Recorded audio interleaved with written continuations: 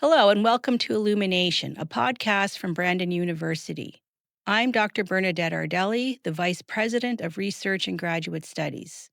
Illumination is built around a simple idea that some of the most important questions we face don't belong to any one field. They sit at the edges between disciplines, between communities, between the work we do in the lab or the field, and the world that work is meant to serve. Each episode, we bring together a small group of researchers to explore a single shared topic, not to present findings and not to debate, but to think together, openly, across difference.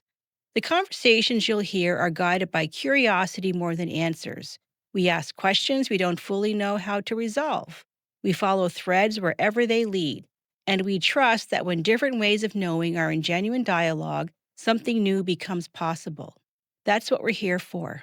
I'm glad you're watching. My name is Gretta. My pronouns are she, her. I teach in the research department in the School of Music. I'm a music theorist, and my research areas include theories of form and formal functions, performance and analysis, and also pedagogies of care in academia.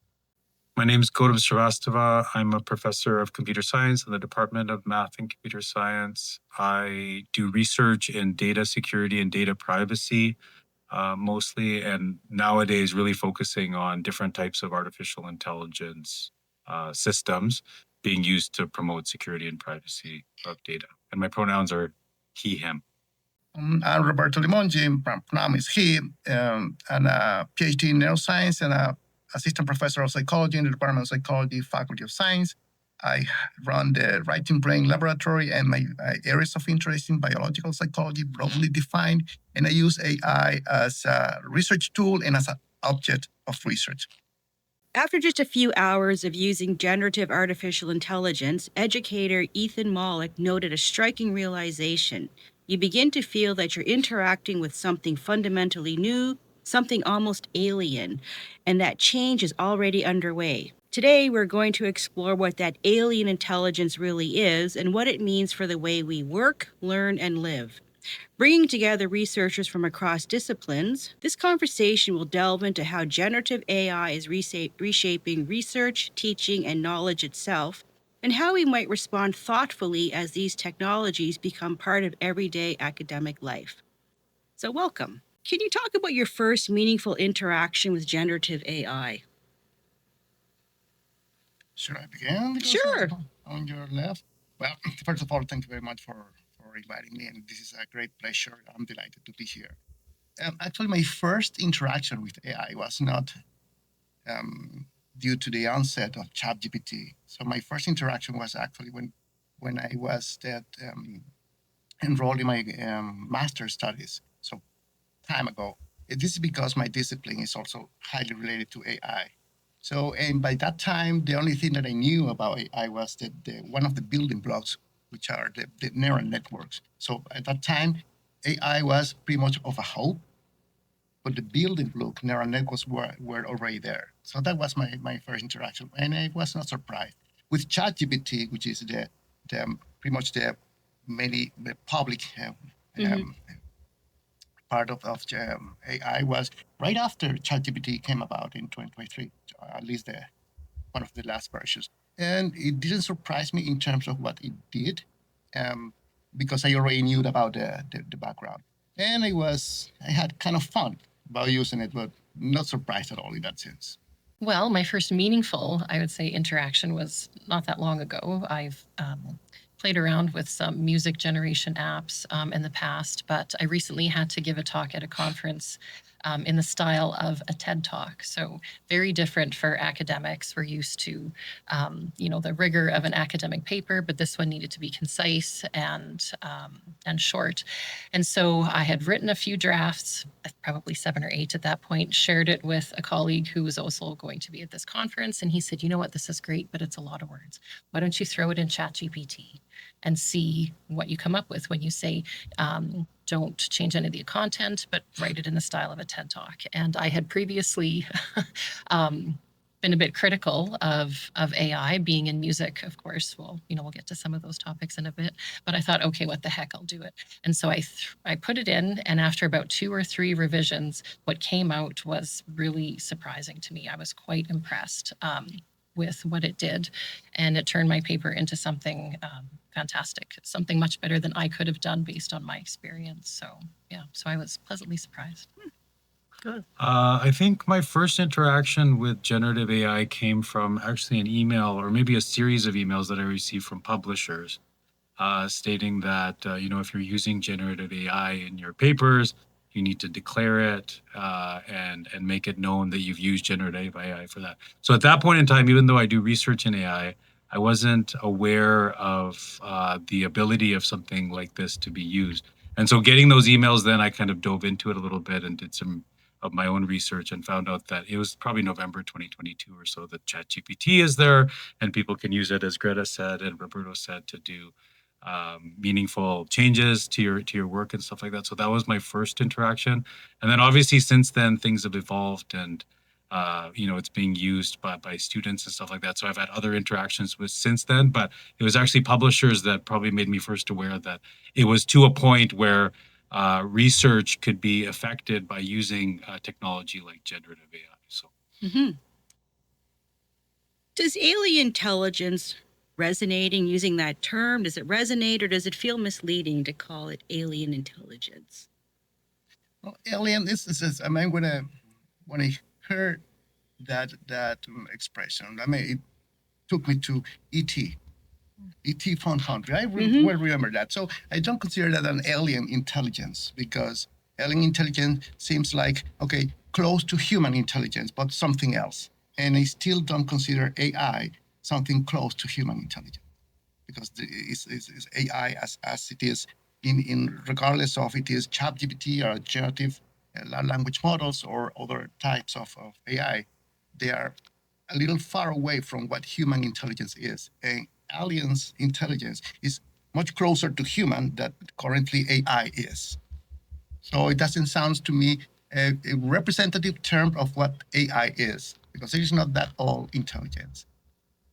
yeah, I tend to agree with that. I mean, from a computer science background, I mean, we've been studying AI for a very long time, dating back to the 70s and 50s with algorithms coming out then. Now that it's finally reached a point, like most technologies, to be considered relevant in the real world, I find the term alien to be misleading and a bit insulting to the pioneers of artificial intelligence. And so I'd rather call it what it is. It's artificial intelligence, and it's a generative artificial intelligence, which is the type of model. We have many different types of models for artificial intelligence and computer science. So that's better.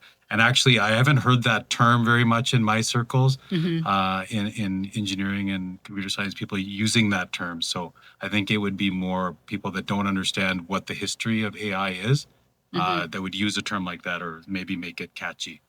What about a term like co-intelligence?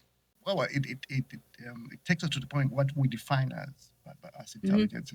If we go into that terrain, now it is not closer to intelligence. So it is to human intelligence as we think we know it. It is human intelligence. It is getting close, and much closer than it was 10 years ago, for example.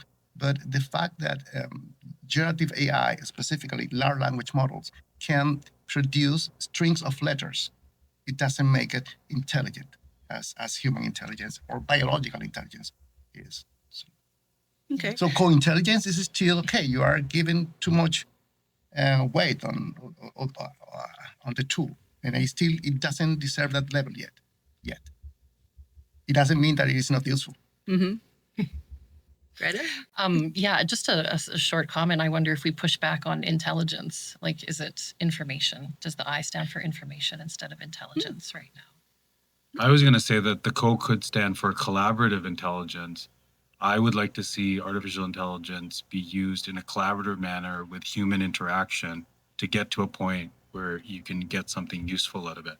Kind of like Greta's example there, where she wanted to create something. She had the template and then she used the collaborative intelligence to make it better.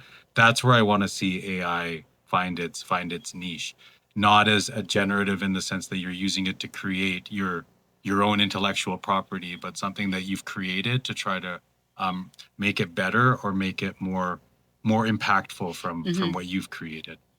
I admit I use it as a tool. I use ChatGPT, but I've renamed it Chester because of how we interact.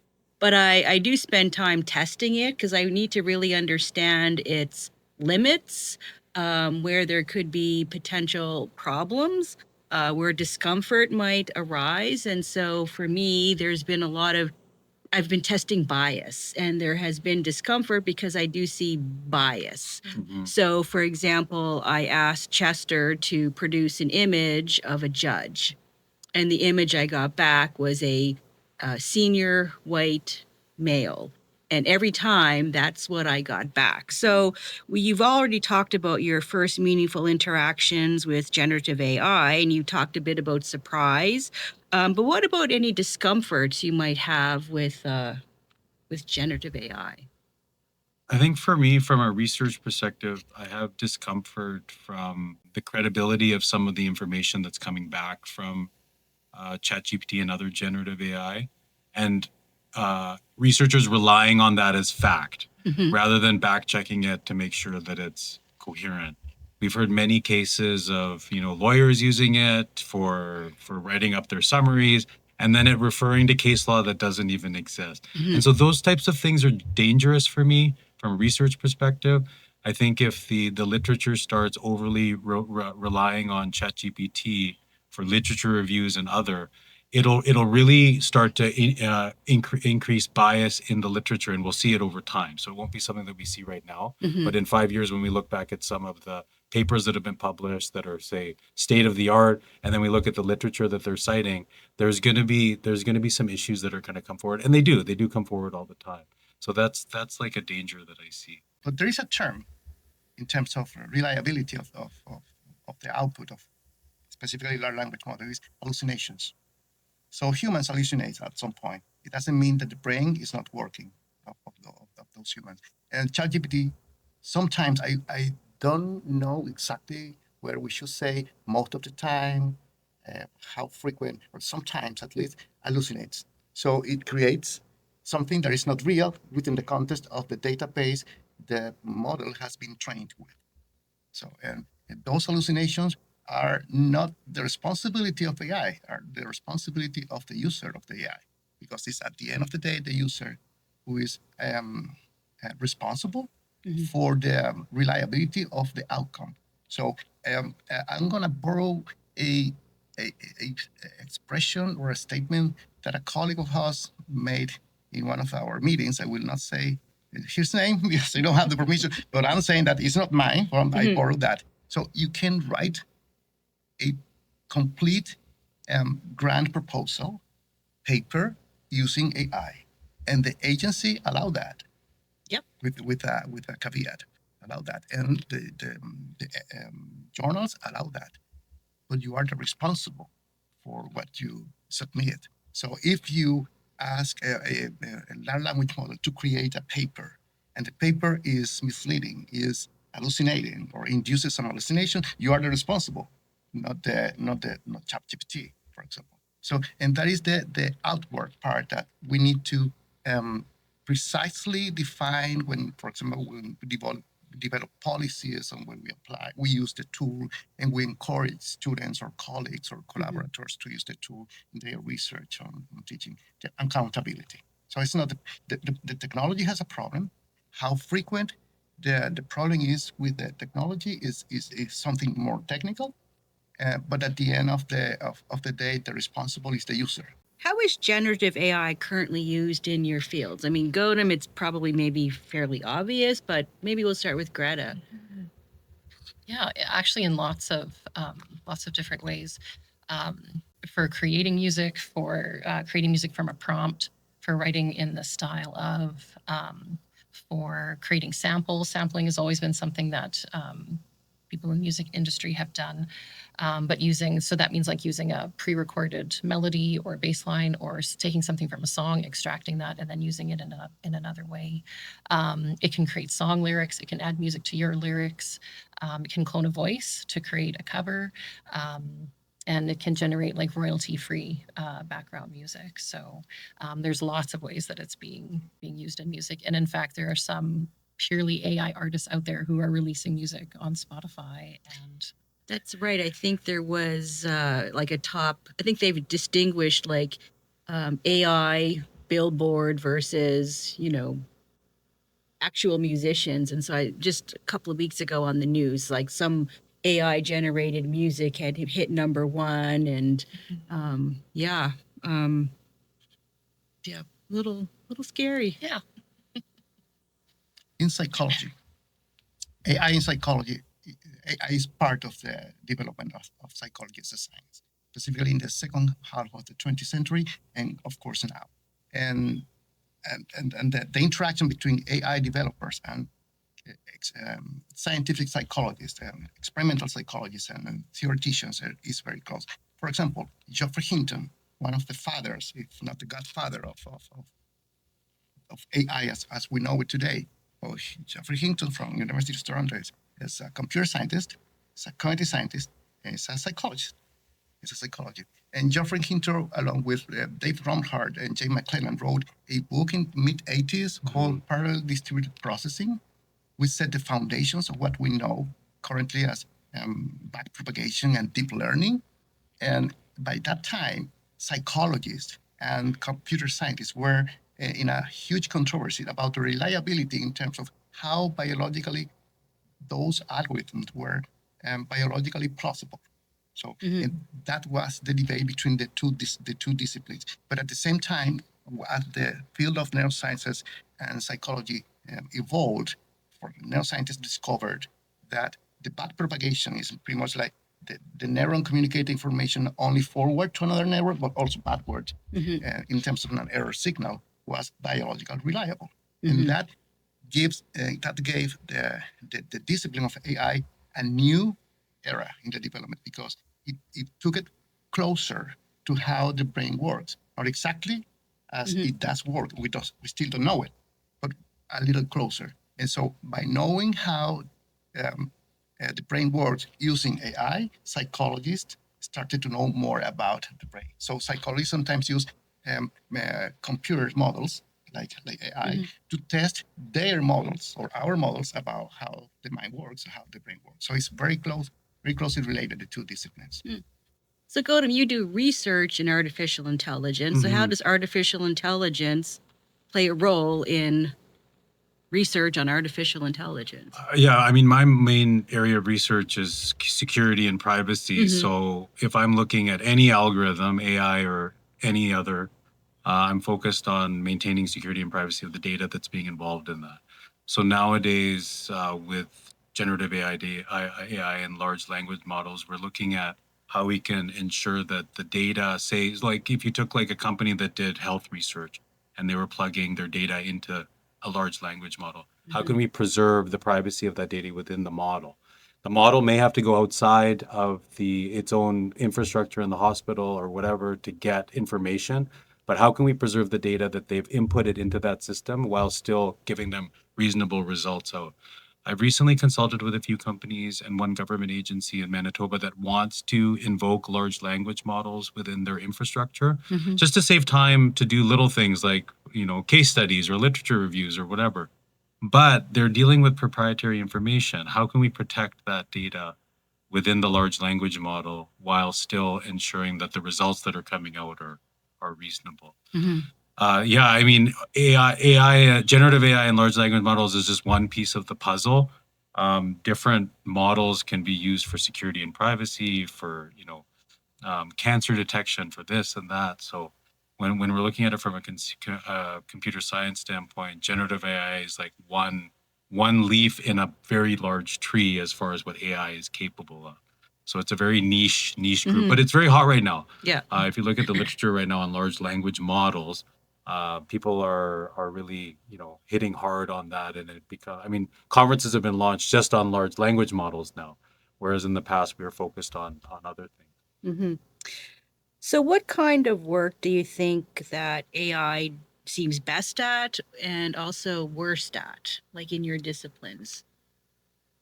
It's a very, very, very good question because it speaks to the benefits and the limitation of the tool. Mm-hmm. So, and the benefits and the limitation of the tool, of specifically these tools, large language models, are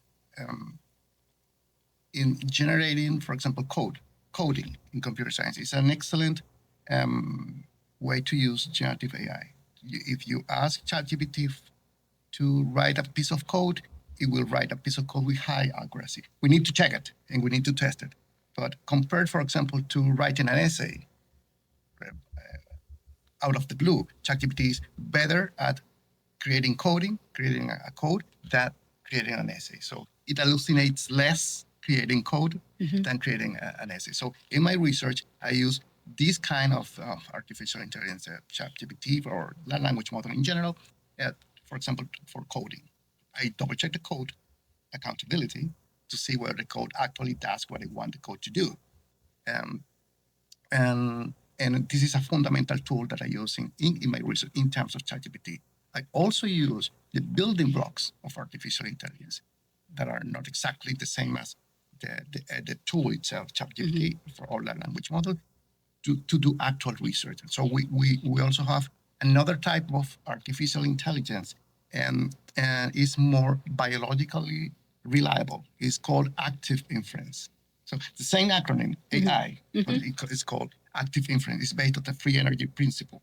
So we use that to try to model the intelligence from the perspective of the entire biological organism, not only the brain, but also the organism. So with those basic tools or basic building blocks of active inference, we create our own AI tools to do some research and to do the research about investigating how the brain works, how the mind works within the context of psychology. So I have two different ways to use AI. One is the standard, the most popular use of ChatGPT for coding. Fantastic. And I encourage my students, my trainees to use that for coding with the accountability associated with it. But I also use the building blocks of AI in general, the first energy principle, to do the research about psychology and my specific areas of interest. So two different branches. I think some of the benefits of AI are accessibility.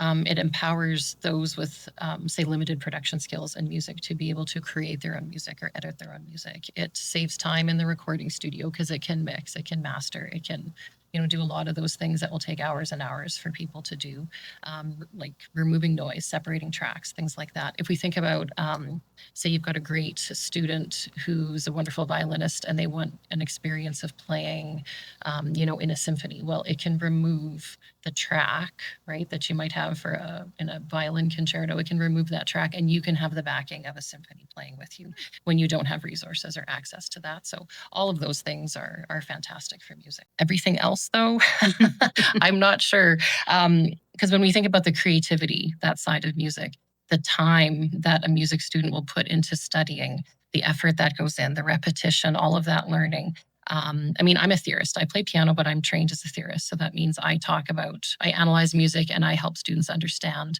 how to think about it, how to describe it, how to talk about it. So theories of music help us understand the patterns. And so theories of music come from studying lots and lots of music. So you think, okay, AI could do that. I could study lots and lots of music and then come up with theories. But the thing about music is that it's an art, not a science. So we have these wonderful theories, but they don't 100% apply to music. So what does that mean? That means we have to understand our theories rigorously, but we apply them flexibly, to quote William Kaplan, who's a well-known music theorist of form. Because, for example, musical form is, we can have our list of what we should look for and what we should follow, but no music actually follows that 100%. There's all these gray areas, there's creativity, there's knowing when to quote unquote bend the rules. And musicians and composers do that artistically because they're so entrenched in a discipline. So from what I've seen, like AI is getting better at writing longer pieces. Classical pieces, it wasn't good at a few years ago. Now it can get through, say, if this means anything to anyone in the audience, part of the exposition of sonata form, which has a very specific pattern that you follow, but can be realized in multiple different ways. So I was listening to a piece last night, compose a piano piece in the style of Mozart. And I thought, yeah, I'm starting to hear similarities. It's still not there. It's still not quite like what we would expect from someone who has studied music and is intimate with it. Other criticisms for my discipline come from how we think about music as a human experience. It's a spiritual experience to create and listen to music, and how can AI even come close to touching that? Hmm. I'm old school. I don't really use it a lot. Like, I Okay. know that it exists, but I like to do things like I used to do. If I'm coding, I'd rather write code myself so I understand what I'm doing. If Mhm. I'm writing, I love to write. So if I'm writing about research, I love to write myself. But I also collaborate with, many researchers, and I assume that they're using it. And so, when I'm looking over something for accountability's sake, I make sure that I'm making sure that they're using proper language. They're not everything is verifiable. I assume that other researchers are using it for coding. I also assume that literature searches and stuff like that are being using ChatGPT because they can do it quite quickly. I still feel from a novelty perspective of algorithms and a novelty perspective from methodology, I can't imagine right now that ChatGPT would be reliable for that. So like mathematical equations that can be proved or proofs or things like that. I just can't imagine that ChatGPT is at the point yet to be able to do that. Because when you're trying to prove a theorem or you're trying to prove something is polynomially hard, you have to have that knowledge like Greta talked about of all of the other theories that have come up to it to be able to do that. So I just don't see that yet, but maybe I'm wrong and it's true, so I don't know. I imagine also that when I assign stuff to my students, they're using it. So then I have to be diligent to what I'm assigning and how I'm assigning it to students. And so, I think that ChatGPT is bad at reliable referencing. I've seen it make a lot of mistakes before.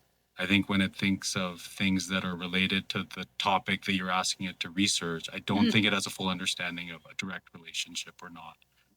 And so I think there's still issues there. Obviously, the algorithm itself, ChatGPT, is going to get better as time goes on. So if we have this conversation in 5 years, my answer is going to be completely different. Brandon University has many strengths, and our undergraduate research is exceptional. And I also think because our class sizes are so small, our students really benefit from our wonderful researchers being in the classroom and bringing their research into the classroom, because academics and research, teaching and research are not separate. They feed off one another, they support one another. And so I was just curious, how has AI changed your approach to teaching or assessment? Really with assessment for me. So I am assuming that if I assign something that involves writing, that they're using ChatGPT due to other cases on campus, not only our campus, but other campuses where that's been proven to be true. And so I've really changed more of my assessment to in-class stuff. So I really rely on in-class participation, oral questions, things like that to really gauge their understanding of materials. Anything that I do for coding and stuff like that, I'm really careful on how I word it so that I feel like what I'm getting back is something novel that they've created rather than something that they've relied on ChatGPT. But I'm learning too still. And some of these ideas that I'm using have come from other academics here at Brandon University. For example, Neil Melvin in biology was the first person to give me the idea that you should switch to oral examination. Because if you give the oral examination, they don't have ChatGPT to use. So I think we need to work together as faculty members, either within our own disciplines or within our faculties, or even broader, to figure out how we need to change our assessment to make sure that students are learning from what we are providing them in the classroom. Yeah, I decided when I go back into the classroom, it's going to be there. I'm not going to spend my time fighting it, trying to police it. It's going to be, okay, you're going to write this essay on this topic. You're going to use whatever platform, ChatGPT, to write it. And your responsibility is now going to be checking the accuracy of those references. So they're learning in a different way rather than, trying to police plagiarism with, ChatGPT. But And that's proven hard to do, the plagiarism Yeah. angle. And so, you can plug in a paper that someone's written into an AI detector, and its reliability is not very good either. Yeah. And so I think we need to be careful on how much we scrutinize what our technologies our students have access to. And I think more try to embrace the technology and make things better so that maybe down the road, these students can embrace artificial intelligence or generative AI in their work in a reliable fashion and an accountable fashion, as Roberto talked about. We want to train that accountability factor so that what they're creating, they are now realize and can be accountable for. Yeah, similar to what Gautam said, we have conversations about it at the beginning of every term. I say, okay, we all know AI is here. What can it do? Let's co-create an agreed upon strategy for what's acceptable in our class. And honestly, for some of my classes, AI can't help them. For a beginning music fundamentals class, they need to memorize their key signatures and their, circle of fifths, which AI doesn't know. I've asked it a few times. And so they understand that there's this need for them to know their material. And sometimes AI doesn't help them. When it comes to paper writing, of course, it's the same thing. But again, in music, it's such a specific language. It's so detailed in how we analyze. And if we're to reference what I talked about before with musical form, you can have a piece that two people could say has a different form or a different structure. Like two people can reasonably disagree on that. And so that's what I encourage in my students in their writing as well. So to be able to look at two ideas and to present them.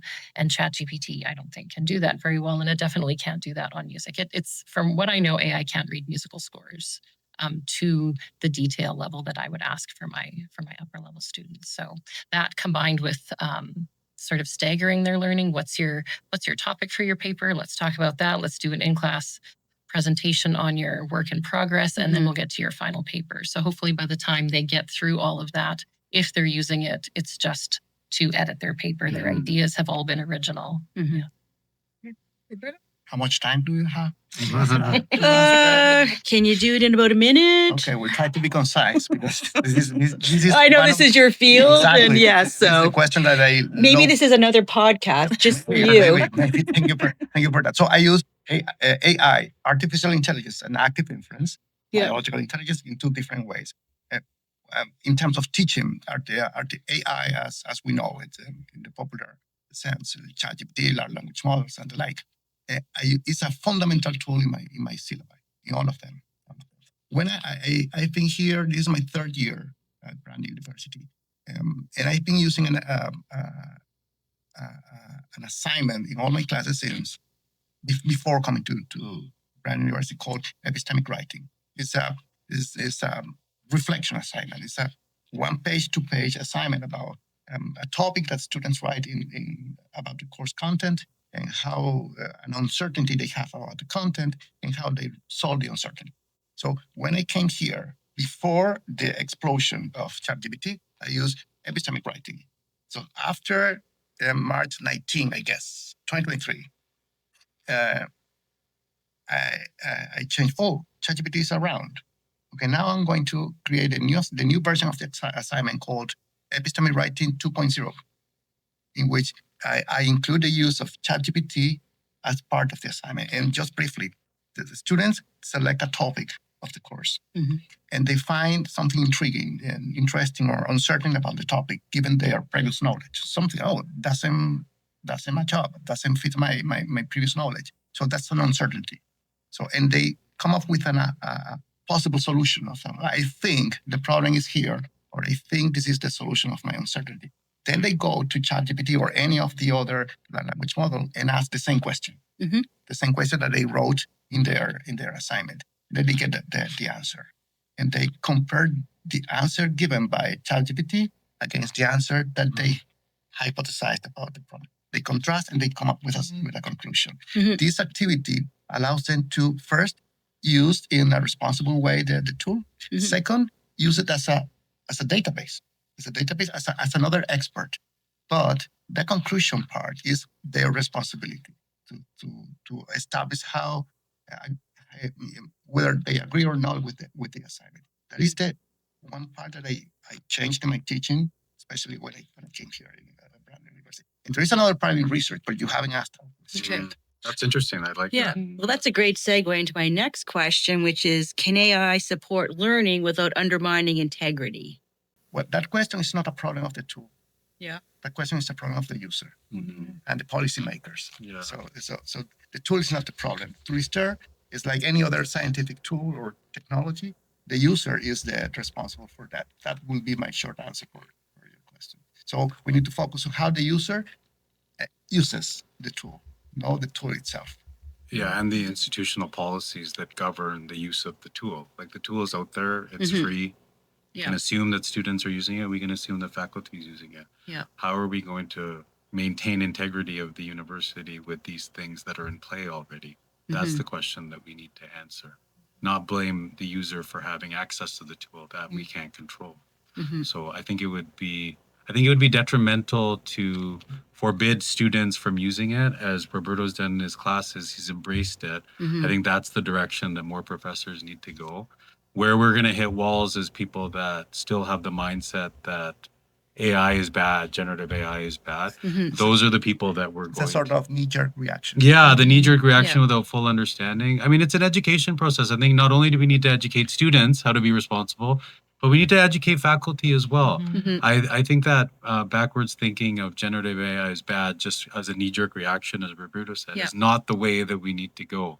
We had similar reactions in the past to other things, like cell phones, right? Cell phone detectors. Yes, all sorts of stuff. And Jam the signal. like technology, like it's like a cyclical loop. Yeah. Like we have knee-jerk reactions from old thinkers at certain times to certain technology. Yeah. And then eventually we get past that and we move on. And I use cell phones as an example now because everyone has a cell phone. Yeah. Even grandparents. Not everyone. That's a great question. Again, don't let me talk too much because I don't want to take over this. But let me go back to that example of the cell phone. Imagine, so with any new technological tool, imagine we are able to time travel and we can go 150 years ago in time, and we both can go there, and we can carry our cell phones with service and connections and everything, and we travel back 150 years, and we start to talk to each other to our cell phone. Bernadette, do you think, are you there? Are you okay? Do you have lunch? Whatever we are talking about. And somebody, a third person from that time, sees us talking to an inanimate object. So that person will think of, oh, those guys are aliens. Aliens So or crazy or witches or something, right? Something. That's impossible. That's impossible. Maybe we are living in that time again with it. So imagine now we can jump into the future. What those people in the future will think about us with knee-jerk reactions about AI. Hey, they didn't know what they were talking about. Maybe in 100 years, we don't know. 100 years from now, they will think about us the same way I'm thinking about that hypothetical person that could see us 150 years ago. Oh, for sure. Yeah, it's an interesting hypothetical question with any technology. Yeah. Right now we're in the AI age. I think that's clear. But the next stage past AI, past generative AI, we don't know what that is yet, but we'll experience the same knee-jerk reaction.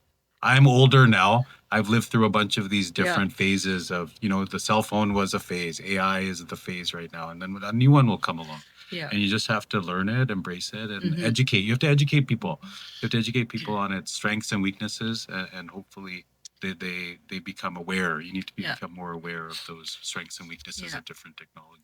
When I was doing one of my graduate degrees many, many decades ago at a unnamed institution, there was a member of my supervisory committee who refused to buy a computer because he was convinced they were a fad. And so I'm not buying that. I'm not investing in this thing. He's not alive anymore, but I would love it if he was, to see okay, this is where computers have gone now. It'd be very interesting. So what do you think is the most urgent ethical concern in your discipline around artificial intelligence? For me, I think would be production of materials by ChatGPT and pawning it off as your own through either research or teaching or anything. I think that's a slippery slope. I think there needs to be some understanding of checking or accountability for what comes out of ChatGPT before you pawn it off as your own. I think this is a dangerous thing, especially in journal articles, conference articles, books. relying on information just pumped out rather than making it your own of what's pumped out. I think that's a big concern. Okay. I would say studying the work of current composers and musicians and using that data to inform AGI without credit. We know that copyright is a big issue for artists and creatives. And so that would be my biggest concern. I mean, musicians, people who want to make a life as a musician often struggle as it is. And so now there's all this extra competition. And how do they get recognized for work that they've done? And then the speed that like AI makes our life easier because it makes things faster, it makes things better. But it's faster, better when it comes to training musicians. Okay. Accountability.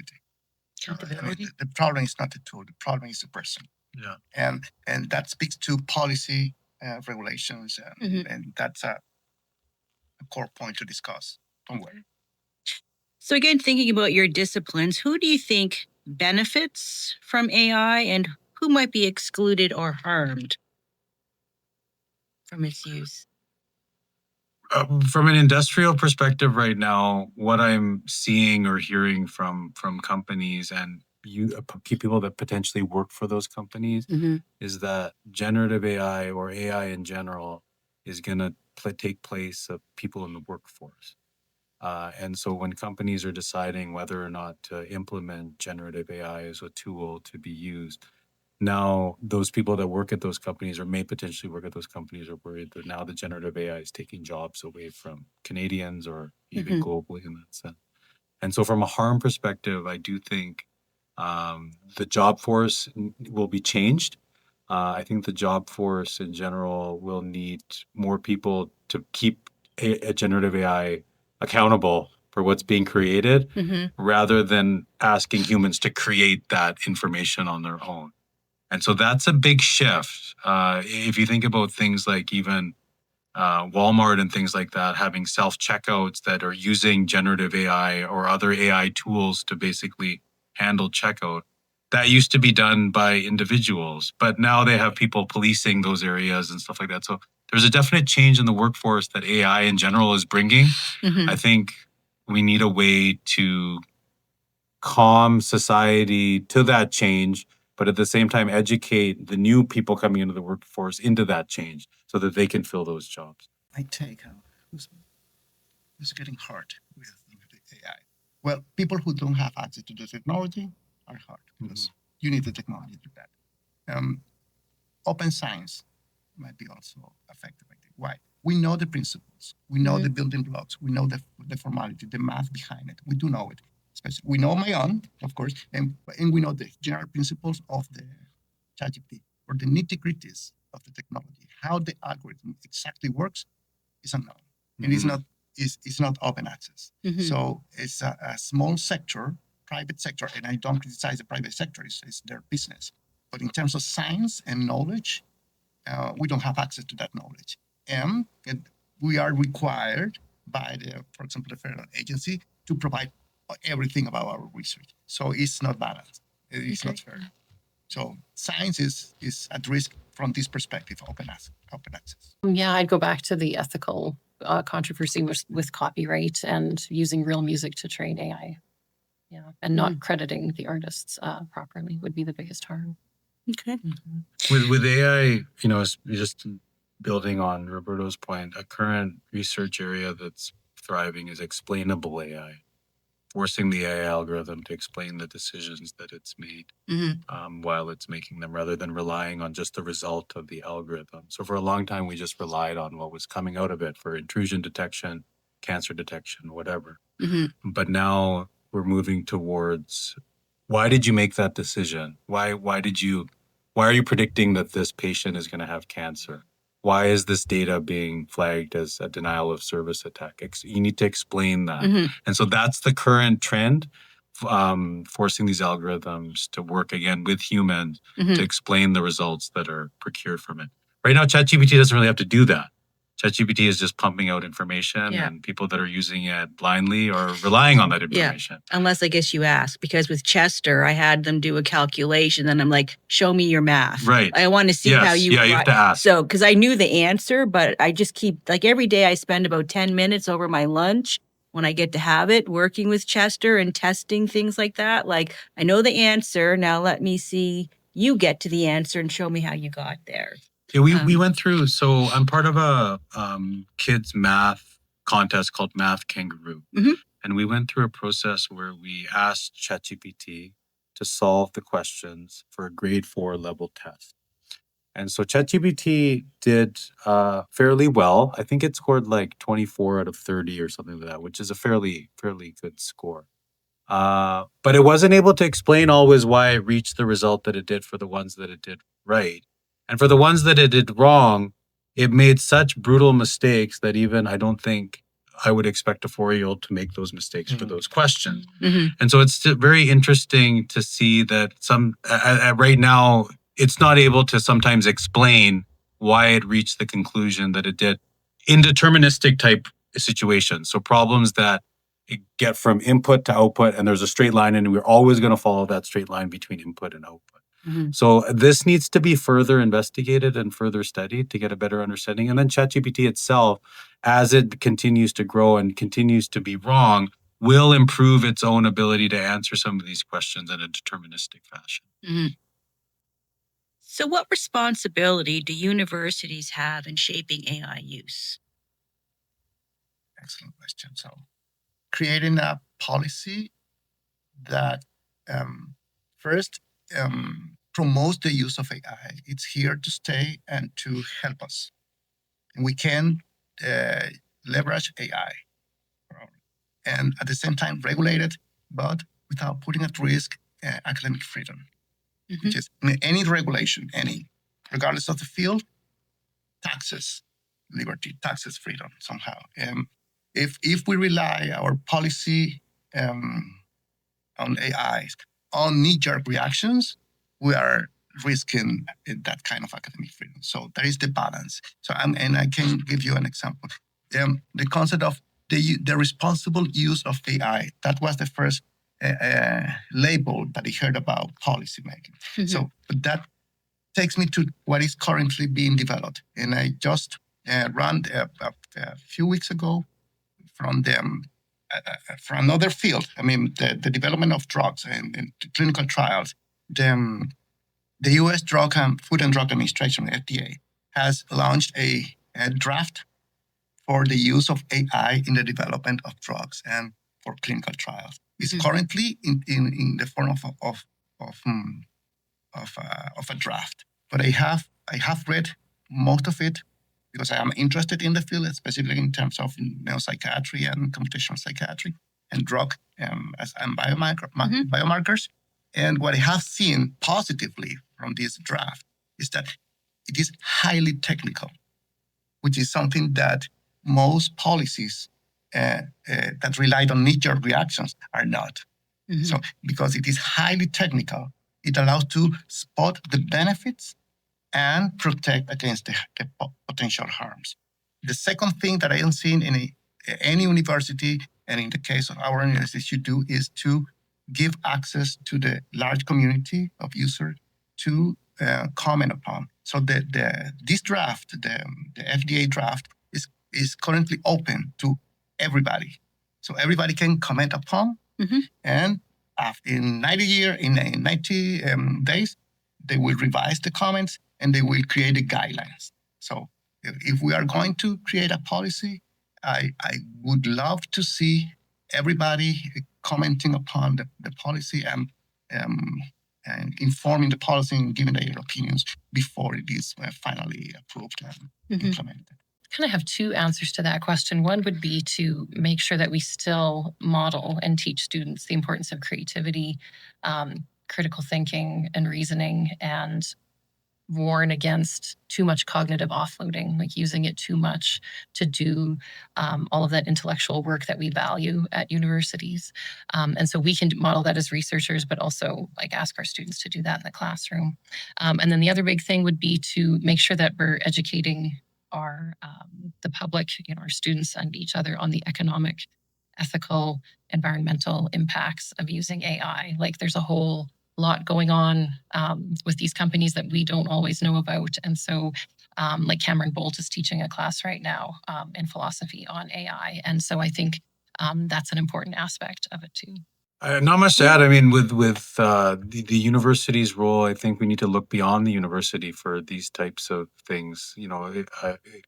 Brandon University is small, but Manitoba as a whole, we have lots of students that can comment on something. Maybe it's the Minister of Higher Education that should be um, collaborating with the universities to try to develop a policy across Manitoba, rather than focusing just on individual universities creating their own policy on something like this. Obviously, through a consultation process, like Roberto talked about, that would be better than in each individual university creating their own policy. We don't have the resources the University of Manitoba does. And so if we worked collaboratively on something for Manitoba, that would be better for all institutions here.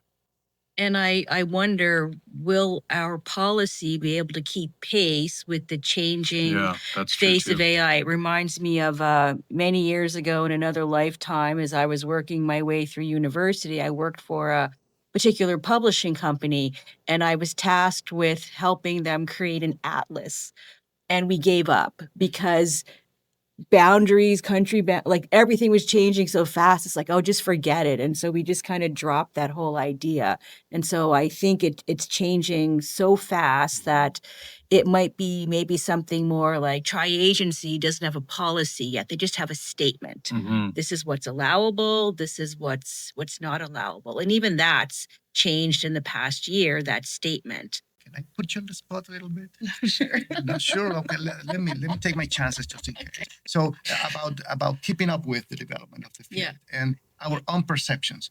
2 years ago, we, Gretta and I, were attending a forum, an event, a gathering of minds at Exactly. Remember homecoming. that? Yes, Do you remember Greta's? I do. I do. Can you compare? So now I'm putting the board on Putting the her on the So spot. can you compare that perception with current Greta's perception? My perception that it's changing. Must be pretty much the same. And I think it has changed for good, I guess, right? Yeah, I mean. So that is the point, that keeping up with the development and how we perceive the good and bad things of AI is something that must be considered when developing policy. Making it appropriate for continuous improvement and updating. Yeah, and I think that in terms of because I remember your session because you made the two songs, one in the style of Bach, AI generated, it was Bach, right? And then other where it was actually people playing Bach, and you asked the audience to figure out which was which. And so I figured out which it was, and I can't really tell you why other than it didn't feel right. And so I was able to, the actual Bach created emotion in me, including anger for some reason, that the AI generated one, it just didn't, no emotion came out of it. I was able to follow it very easily. But I do think that if we are going to be creating policy, and Senate has created an ad hoc committee to develop a policy around AI, which will include consultation, and I'm on that committee. But I do feel that if you're going to be creating those kinds of policies, you need to really understand AI, how to use it, its strengths, its limitations. So that's why I spend 10 minutes or so every day working with Chester and trying different things. And so trying to understand it from that perspective, because how can I contribute to a policy if I really don't understand it? I know there was a person who made a comment in a meeting that, well, we need to have this policy because students don't understand AI. And I'm thinking, and I don't think you do either, but you're kind of making this bold statement. But yes. Do you have an account on ChatGPT? I do. So have you noticed since you started using it for 10 minutes a day that its interactions with you have changed as well? Oh, yes. So I mean, that's part of the learning process, right? And that's what we need to educate people on. And hopefully the policy, when it comes out, will. Yes. So it now knows, I don't have to tell it, it's Brandon University, it's this, it's this, it's like it just now automatically knows it's dealing with the context that I'm working in. So it's really a remarkable tool. And tomorrow something else will come out that'll be just as remarkable. So from a tech perspective, I think we get excited about times like this. when something new comes out that users actually adopt. Because many things come out and users don't adopt it, and then it dies off. Yeah. Beta cassettes being one of them. Great technology, never really hit the mainstream. Maybe you guys don't know about beta. I still have some Yeah, of you those. do? Okay. Yeah. Yeah. So it's just, we get excited about cool technologies like that, and then they either get adopted and they become mainstream, or they don't. And so, right now, ChatGPT has kind of hit that mainstream thing, and then tomorrow something else will come out and we'll get excited and have to write policies about that as well. What question about AI are we not asking enough yet? From my perspective, from security and privacy perspective, is that when people put in their personal information into AI, because if you're not knowledgeable on it, you're doing that. Yeah. So you're putting in your driver's license number, something. You're putting in something and you're asking it a question that you probably shouldn't. Where is that information going and who has access to that information? So if you're asking questions using your personal information about your personal health, and then someone across the world is also asking a similar question, are they using you as an example? And so your personal information is actually getting leaked in that way. And so that I worry about. The other thing from a research perspective is if you're putting in your research to have it spell checked, okay, and then you haven't published it yet, so now you're going and publishing it after you return it. Someone else asks a similar question that's related to your research. Is your research now being fed to that person? And now a plagiarism tracker, when they publish theirs, will have your research actually in it. And so those are some of the things that I worry about people using it from an uneducated about its ability perspective, and not realizing that there could be harm to your own research or your own personal information on the other side of the world, and you don't even know about it. Not yet, anyway. Yeah, I basically agree. I mean, all I was going to say was that we just need to understand the implications of AI and its consequences. That would be the biggest question. So whether that means for privacy or creativity, how our information is being used. Yeah. Privacy and intellectual property is my concern. Yeah, intellectual property for sure. One piece of advice for researchers or students feeling uncertain about AI. Do you have any advice? AI literacy. Increase their literacy about how it works, at least the general principles, the benefits, the harm, the potential harms, how to leverage AI, how to use it, where to use it, how to be accountable, how to be responsible for that, and avoid knee-jerk reactions. Yeah, I mean, maybe we need a 100 level AI literacy course at it the will university. come. I'm pretty much sure. If not in our lifetime, it will come. Yeah, for sure. And something like that would go a long way for our students. Like, it's a requirement for all degrees that you take the AI literacy. What a popular course that'll be. It'll fill a whole workload. There you go. And so also on that topic, it needs to get into K to 12. Because those are the ages now that are starting to think about ChatGPT. They all have cell phones. 12-year-olds have cell phones now, believe it or not. And so they're using ChatGPT. And so the literacy actually needs to start at a younger age, not at first-year university. And so just building on what Roberto said, that literacy piece is huge, and it needs to be promoted down to the younger ages as well, in some form or another. Okay. Yeah, I would just add, if you're going to use it judiciously and consciously, like be honest about it, say out loud, I am using AI for this purpose. I am using it to edit my paper. If you're saying out loud, I'm using it to generate a paper because I don't want to do the reading, then, that's a problem. So make sure that your use aligns with your values. Okay, great. Well, I just wanted to say thank you to all of you for this discussion. It was engaging, entertaining, informative, and I really enjoyed myself today. So thank you so much for taking the time out of your very busy schedules to talk about this evolving topic.